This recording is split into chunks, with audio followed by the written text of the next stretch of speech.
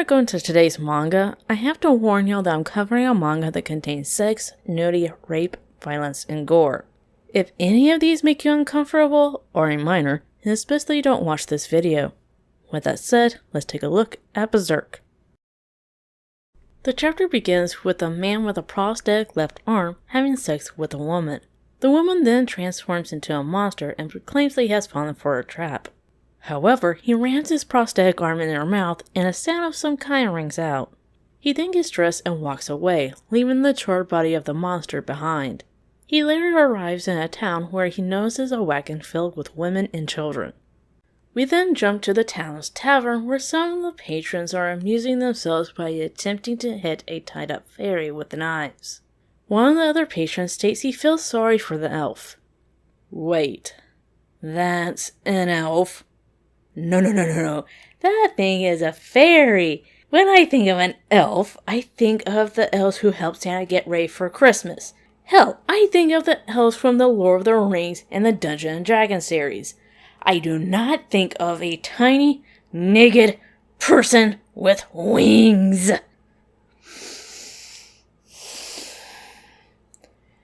I could say there might be a translation error, but this thing is called an elf several times in the series. My best guess is that the Japanese word for whatever this is could be translated to a fairy or an elf. Anyway, none of the other patrons are helping the fairy because the men who are throwing the knives are from Koga Castle, and it's best not to get involved with anyone from that place. The swordsman from the beginning enters the tavern. He gives the bartender some money and tells him that he's going to mess the place up a bit. He then pulls an automatic crossbow out and fires at the men from Koga Castle. After shooting an arrow through the nose of one of the men, the swordsman tells him to go to his boss and tell him that the black swordsman has come. He then cuts another man in half with his massive sword before leaving. Yeah, I know this fight was gruesome, but come on, it was awesome! As the swordsman walks away from the tavern, the fairy chases after him, somehow gotten untied.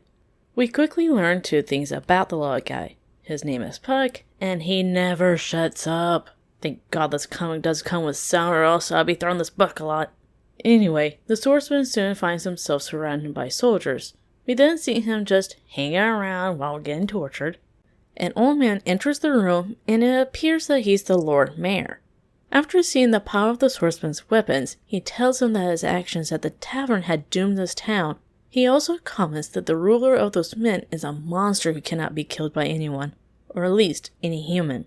The swordsman states that he understands that this ruler is a monster who eats human flesh, and the Lord Mayor has provided women and children for his meals. The old man proclaims that he's doing this to protect his town. However, the swordsman points out that the Lord Mayor is only protecting himself. The Lord Mayor grabs his chest out of pain and orders Baldy here to torture the swordsman as much as he likes, but not enough to kill him. He then leaves to go to Koga Castle to beg for forgiveness. We then see the guy from the tavern telling his boss about the swordsman. Apparently this boss guy is a baron. The Lord Mayor then arrives. The baron states he understands that the swordsman doesn't have any connections to the town or its people. Out of fear, the Lord Mayor offers double the amount of prisoners in gold. However, the baron replies he doesn't care about the prisoners or the money. All he cares about is the sound of bones being crushed. The Lord Mayor is then dragged out of the room. We then see the swordsman laying in a cell when he looks up to see a weird creature. From his reaction, it appears that this isn't the first time he has seen this thing. As he yells at the creature to stay away from him, a set of keys suddenly falls into his cell along with a very familiar fairy. Apparently Puck fell because the swordsman's son yelling had spooked him. The swordsman looks back at the creature but it has disappeared. He then asks Puck why he's here. The fairy replies that he's here to repay him back. As he gets closer to him, the swordsman yells at Puck to not touch him.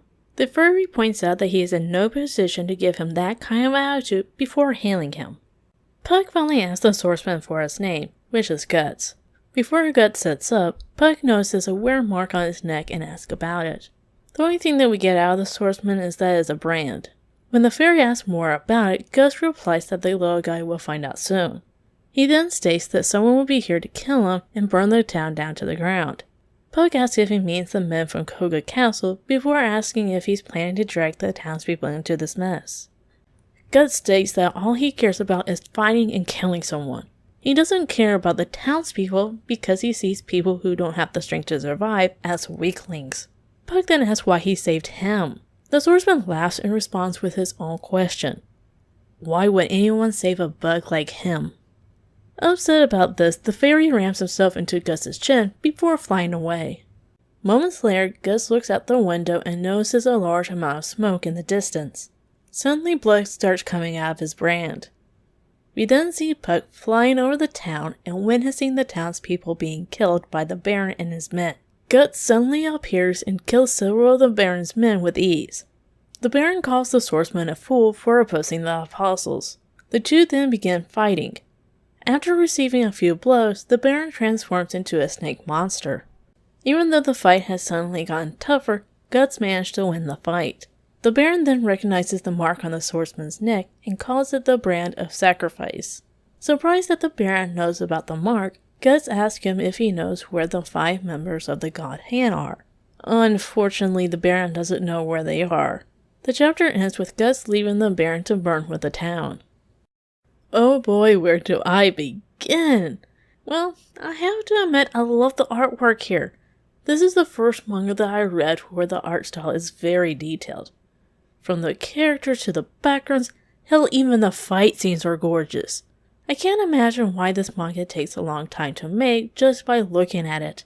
For those who don't know, Berserk was created in 1989 and is still going on to this day. As for the characters, Puck and Guts are quite opposite from each other. Puck can heal wounds, sense people's emotions, is very lively and very talkative. After getting rescued by Guts, we learn that the fairy was part of a traveling performers group before the group was killed and he was kidnapped. Also, I have a feeling that he doesn't know much about his powers or what it means to be a fairy since he flat out tells Guts that the troop leader had told him about his powers right before getting killed. It's most likely that Puck has never met another fairy. Now, I can't blame some people for finding him annoying. There are moments where his chatter does annoy me to a point that I want to hit him with a fly swatter. However, his cheerfulness is really good for the series when it gets really dark. Guts, on the other hand, comes off as someone you don't want to mess with, while at times comes off as a jerk. We learn that Guts is fighting the apostles and is looking for someone as well as a group known as the God Hand. However, we never learn why. It is hinted that the person he's looking for may have hurt him in some way when Puck senses rage from Guts when he talks about looking for someone. This could explain why Guts comes off as a jerk. Now, I don't believe that Guts is a complete jerk. We do see him give the bartender some money and tells him ahead of time that he's going to mess the place up a bit. Also, he did save Puck, even though if he didn't mean to or didn't realize that he was there. This chapter alone shows that Guts can hold his ground during a fight. Besides his sword, his prosthetic arm has a cannon built in, and he has an automatic crossbow that can attach to his prosthetic arm. Also, it seems that he has some throwing knives. The only complaint I have is the sound text. All of them are in Japanese. Normally, I don't mind if they're in English or Japanese since most manga series would have a translation note somewhere in the chapter or volume if the sound texts are in Japanese. However, there's no translation notes anywhere in Berserk and it's confusing on some of the sound text. A good example of this is at the beginning of the chapter when he rams his prosthetic arm into the monster's mouth before cutting away to the moon. It isn't until his fight with the Baron where we see that his prosthetic arm can transform into a small cannon. That's when we have to guess that the sound at the beginning of the chapter is the sound of Guts' arm cannon. That's all I have to say, and I'll see you next time on Read Little by Little.